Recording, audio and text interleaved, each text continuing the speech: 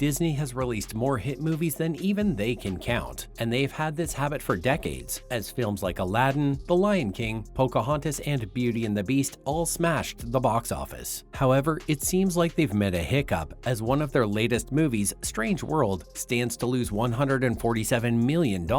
Keep watching this video to get all the details. What you need to know. Due to Disney's Strange World's disastrous box office performance during Thanksgiving, the studio was left to clean up mountains, oceans, and other landscapes of red ink. With $11.9 million from 4,174 North American cinemas over the weekend and $18.6 million for the 5-day holiday period, the animated film drastically underperformed for its North American release. The film was anticipated to bring in $30 million to $40 million between Wednesday and Sunday, and even those numbers wouldn't have been particularly impressive to begin with. Strange World's debut box office numbers now rank as one of Disney's worst opening weekends in recent memory, coming in slightly behind fellow family films like Encanto and Lightyear, and just barely ahead of its pandemic-era release West Side Story. The scary predictions for Strange World. According to Paul Dergarabedian, a senior CinemaScore analyst, a Disney family film is often the primary draw at this time of the year. It demonstrates that we are still adjusting to the pandemic's limitations and recovering. Sources predict that Strange World will lose at least $100 million over its theatrical run, unless its business drastically improves in the upcoming weeks. But that seems doubtful considering the film's mixed reviews, weak audience reception, and low buzz. Even with sufficient promotion on Disney Plus and home entertainment platforms, box office analysts predict it will be challenging to turn a profit on the high-budget movie. According to sources, Strange World needs to make about $360 million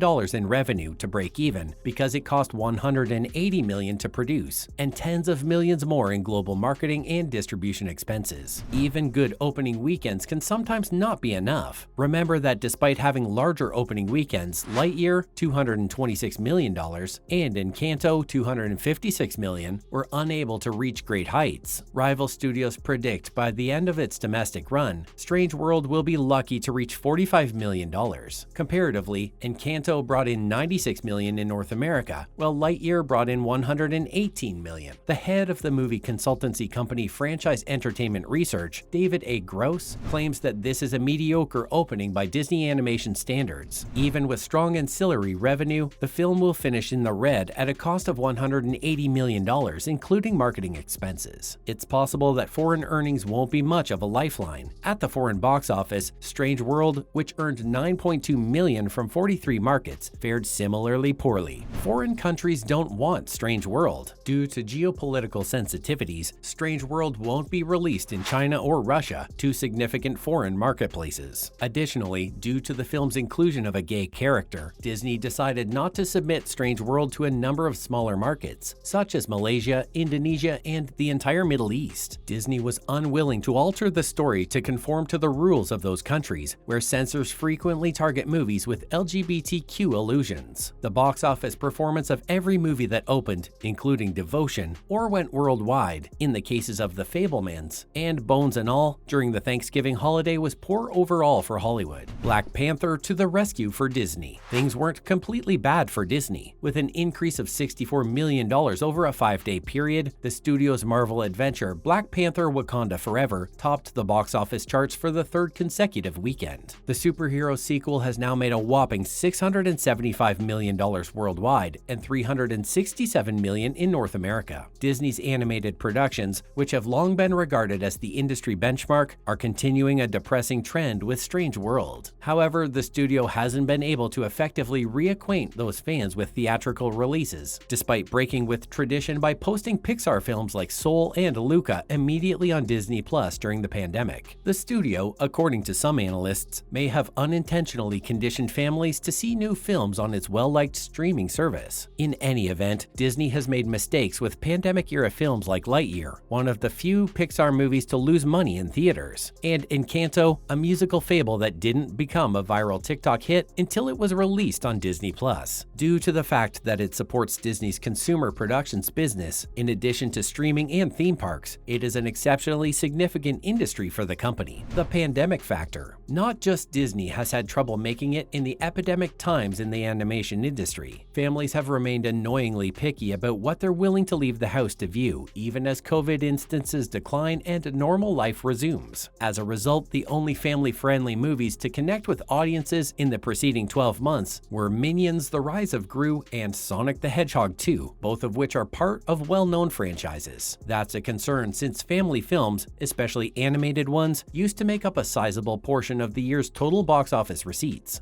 The next major test for the company will be Puss in Boots: The Last Wish, a sequel set in the Shrek universe. On December 21st, Universal and DreamWorks will release the movie. Who's in Strange World? Strange World, which was directed by Don Hall, stars Jake Gyllenhaal, Dennis Quaid, Jabuki Young-White, and Gabrielle Union in voice roles as a family of renowned explorers who set out on a perilous expedition to prevent a mystery land from losing its essential energy source. What are the critics saying about the film? Perhaps unexpectedly, audiences had harsher opinions of the movie than critics did. Exit polls gave Strange World a mediocre B CinemaScore, and Rotten Tomatoes critics gave it an average rating of 73%. The film's aesthetics were complimented by Variety's top critic Peter DeBruge, who also noted that the characters as much as the surroundings make this lively, journey to the center of the earth style adventure movie colorful and diverse in all the best ways. He said, "Great as the people and places they encounter may be, though, the comparatively unoriginal tale cosigns this lovely tune to second-tier status, instead of cracking the pantheon of Disney classics, as he wasn't convinced by the journey in question." Disney's first film with openly LGBTQ+ lead bombs at box office, and fans have a lot of thoughts. Fans have accused the powers that be of undermarketing after Disney's first movie with an openly gay protagonist flopped at the US box office. It was released in theaters on November 2nd, but after experiencing underwhelming previews, it only made $4.2 million on Wednesday, a terrible performance for the $180 million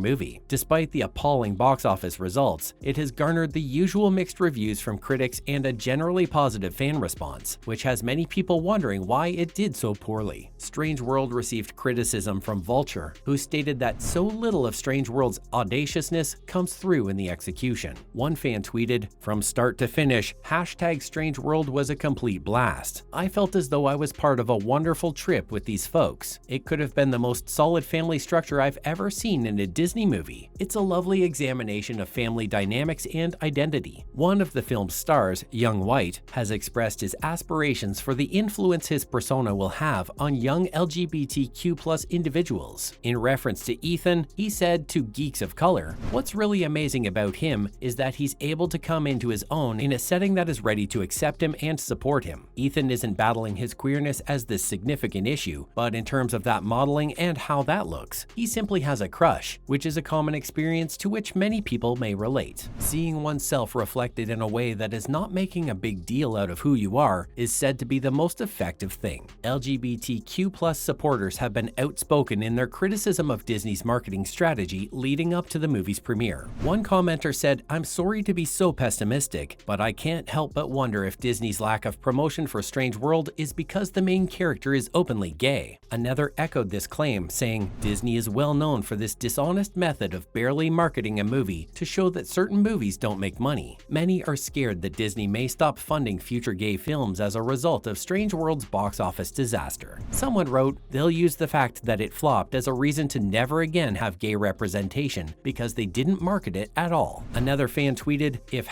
#Strange World bombs, it won't be because of the homosexual character or wokeness. The thing that stinks about Strange World underperforming is that the typical chuds are going to blame it on purely being woke, instead of its terrible marketing strategy from a more sensible standpoint." So guys, why do you think Strange World flopped at the box office? Gay content or poor marketing? Let us have your thoughts in the comments section. And if you enjoyed watching this video, kindly give it a like and share so others can check it out. Last but not least, subscribe to our channel and tap the notification bell to keep getting more interesting content like this. See you next time.